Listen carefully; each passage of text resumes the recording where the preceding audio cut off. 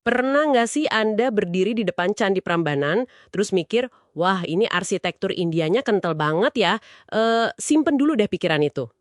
Iya, benar. Karena hari ini kita mau ngelakuin deep dive ke beberapa sumber sejarah yang jujur aja bakal muter balikin pemahaman kita semua. Tepat, misi deep dive kita kali ini tuh mau membongkar mitos soal Indianisasi. Kita mau lihat bukti kalau Prambanan ini tuh sebenarnya proklamasi fisik dari sains spiritual asli Nusantara, bukan sekedar hasil copy-paste budaya luar. Nah, kita harus mulai dari fondasi teologinya dulu nih. Soalnya ini yang paling telak mematahkan teori kalau leluhur kita cuma pasif nerima budaya. Iya kan? Dari analisis teks terbaru yang kita pelajari, sekitar 80% fondasi teologi Prambanan itu ternyata berakar murni pada kearifan lokal. Tapi gimana sih detail kerjanya? Jadi gini, perbedaan paling mencolok itu ada di cara mereka melihat Tuhan. Kalau di tradisi India, sistem Trimurti itu sering melihat Brahma, Wisnu, dan Siwa sebagai entitas dewa yang otonom, terpisah gitu loh. Oh, jadi kayak punya mitologi masing-masing ya? Betul. Tapi di tradisi Nusantara, khususnya di aliran Siwa Siddhanta, konsepnya itu monoteisme mutlak. Ketiga wujud tadi bukanlah dewa terpisah, melainkan cuma manifestasi fungsional dari satu Tuhan tunggal, yaitu Sadasiwa. Oke, tunggu, coba saya bayangin ya. Berarti ini ibaratnya ada satu CEO tunggal di sebuah perusahaan, tapi dia pakai 3 topi jabatan yang beda-beda. Perumpamaan yang pas banget itu. Iya kan? Misalnya kadang dia jadi manajer produksi sebagai pencipta, terus jadi manajer operasional buat memelihara, sama jadi eksekutor sebagai pelebur. Jadi ya orangnya tetap satu, bukan 3 direktur yang saling bersaing nyari kekuasaan. Iya, tepat sekali. Jadi nggak ada yang namanya kompetisi kosmik di situ. Semuanya murni satu energi kesadaran yang menjalankan peran beda. Gila ya. Terus kalau dipikir-pikir, nerjemahin konsep satu CEO yang abstrak ini ke batu bata raksasa itu kan pasti butuh rekayasa arsitektur tingkat tinggi. Banget. Dan mereka berhasil ngebuktiin itu. Bukti fisiknya ada di hierarki bangunan candi itu sendiri. 90% strukturnya tuh sinkron sama konsep kesadaran tunggal tadi. Maksudnya yang tinggi bangunan candinya ya? Betul. Candi Siwa itu menjulang mutlak setinggi 47 meter sebagai poros utama.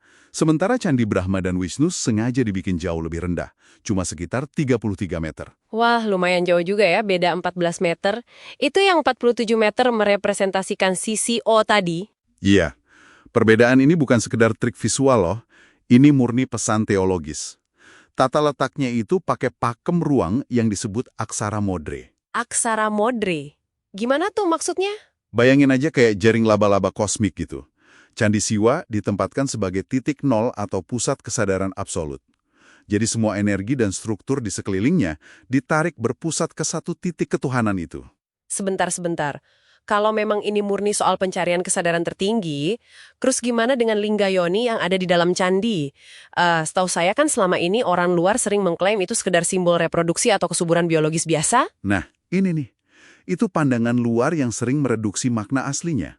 Di Nusantara, linggayon itu bukan sekedar ritus kesuburan, tapi simbol penyatuan purusa dan prakerti. Purusa dan prakerti, apa tuh? Iya, itu penyatuan kesadaran murni dengan energi materi alam semesta menuju keesaan Tuhan. Ini sejalan banget sama fungsi candi sebagai pedharman. Oh, tempat penyatuan ruh raja itu ya? Betul. Dalam hal ini, ruh Rakai Pikatan buat kembali melebur ke Sang Pencipta. Jadi semuanya sinkron. Masuk akal sih. Arsitekturnya hierarkis, teologinya monoteis. Tapi gini, sistem spiritual megah ini kan rumit banget. Dari mana sebenarnya otoritas ilmu ini berasal? Masa iya nggak ada pengaruh dari luar? Otoritasnya justru datang dari Nusantara sendiri. Kita punya bukti arca Siwa Mahaguru di Prambanan. Kalau di India, sosok aslinya yaitu Agastya kan cuma digambarkan sebagai pendeta pengembara biasa. Terus kalau versi di kita? Di Nusantara, tokoh ini tuh dilokalisasi. Diangkat derajatnya jadi Batara Guru, sosok penguasa tertinggi yang mentransmisikan ilmu pengetahuan. Wah, posisinya di-upgrade jadi jauh lebih sentral ya. Bener banget. Dan kemandirian teknologi kita juga tercatat di prasasti Shiva Graha dari tahun 856 Masehi. Di situ dicatat kalau demi memperluas kompleks candi, leluhur kita tuh membelokkan aliran sungai Opak. Tunggu, membelokkan sungai sebesar itu? Iya, betul. Bayangin aja, rekayasa hidrologi sebesar itu kan butuh pemahaman teknik sipil yang canggih. Ini membuktikan kita udah punya sains terapan sendiri.